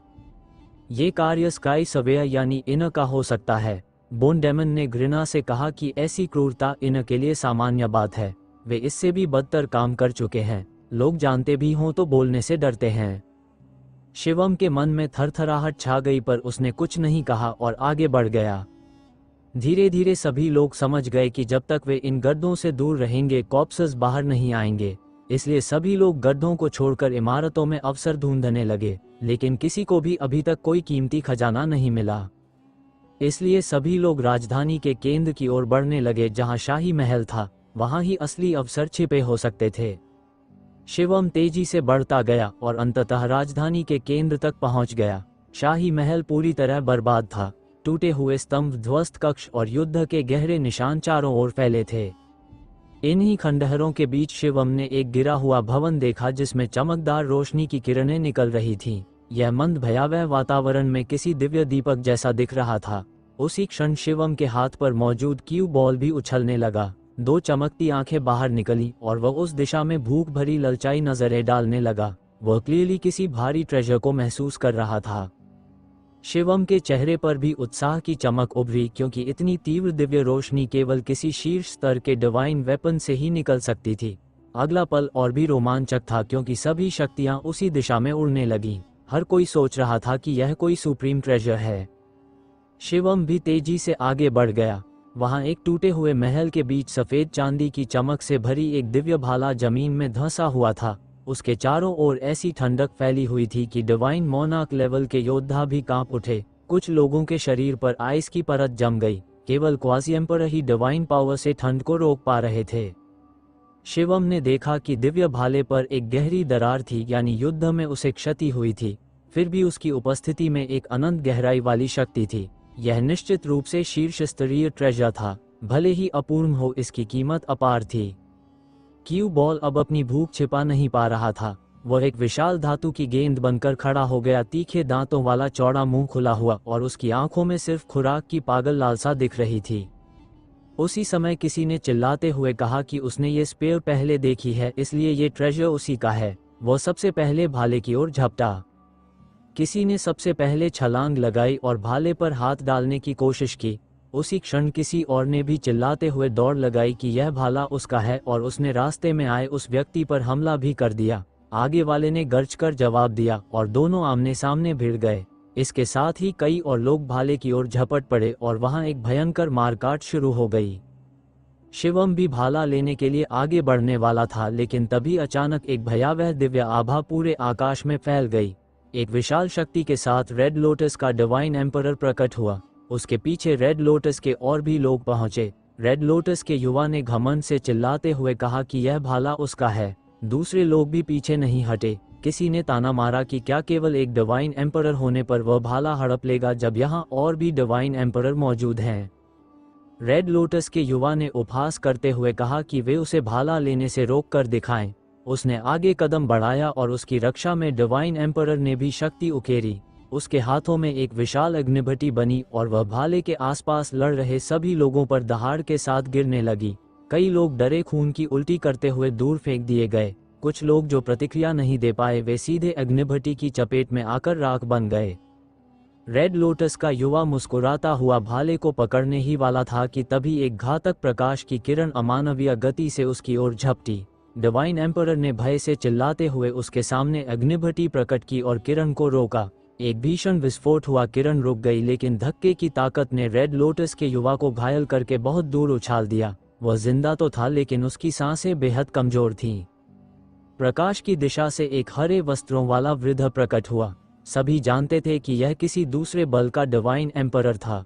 रेड लोटस के डिवाइन एम्परर ने ठंडे स्वर में कहा कि एक डिवाइन एम्परर द्वारा किसी जूनियर पर चोरी छिपे हमला करना अत्यधिक नीचता है। हरे वस्त्र वाले वृद्ध ने व्यंग्य करते हुए कहा कि जब रेड लोटस खुद डिवाइन एम्परर के बल से निचले योद्धाओं पर हमला कर रहा था, तब वह कौन सा धर्म निभा रहा था।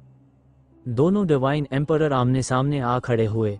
उनकी दिव्य आभा किसी विशाल तूफान की तरह फैल गई और वहां मौजूद हर व्यक्ति भय से पीछे हटने लगा। ये स्पष्ट था कि अब ये भाला आम लोगों की पहुंच से बाहर था। जो भी डिवाइन एम्परर के खजाने पर हाथ डालने की कोशिश करेगा वह मौत को न्योता देगा। शिवम ये देखकर चिंतित हुआ। वह थोड़ा देर से पहुंचा था और अब 2 डिवाइन एम्परर के रहते भाला हासिल करना लगभग असंभव था। अपने सभी साधनों के साथ वह एक डिवाइन एम्परर का सामना कर सकता था, लेकिन 2 के सामने भाला छीनना कठिन था। इसलिए उसने छिपकर प्रतीक्षा करने का निर्णय लिया, शायद दोनों घायल हों और तब उसे अवसर मिले। हरे वस्त्र वाला वृद्ध सबसे पहले हरकत में आया। वह धुंध की तरह भाले की ओर दौड़ा, लेकिन रेड लोटस का डिवाइन एम्परर पहले से उसकी प्रतीक्षा कर रहा था। उसने एक विशाल अग्निभट्टी उतारी जो आकाश को हिला रही थी। हरे वस्त्र वाला वृद्ध पीछे हटते हुए प्रहारों का सामना करता रहा। दोनों की लड़ाई इतनी भीषण थी कि आकाश में अग्नि और हरित प्रकाश आपस में टकराकर आधा आकाश फाड़ रहे थे। इस बीच एक और छाया की तरह कोई तीसरा व्यक्ति भाले के पास पहुंच गया। शिवम ने भी उसे तब महसूस किया जब वह लगभग भाले को छूने ही वाला था। यह एक काले वस्त्रों वाला कृषिकाय मध्य आयु का डिवाइन एम्परर था। दोनों लड़ते हुए डिवाइन एम्परर ने तुरंत उसे देख लिया और गुस्से में एक साथ उस पर हमला कर दिया।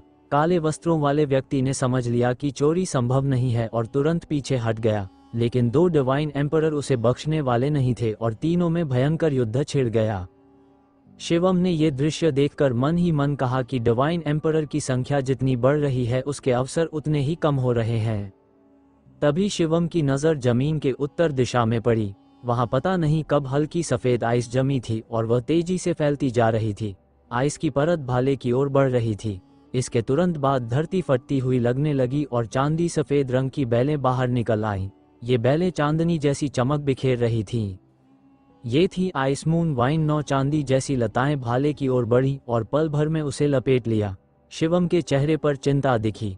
रेड लोटस के डिवाइन एम्परर, हरे वस्त्र वाले वृद्ध और काले वस्त्रों वाला व्यक्ति तीनों चिल्लाए और भाले को रोकने के लिए प्रहार किए, लेकिन देर हो चुकी थी।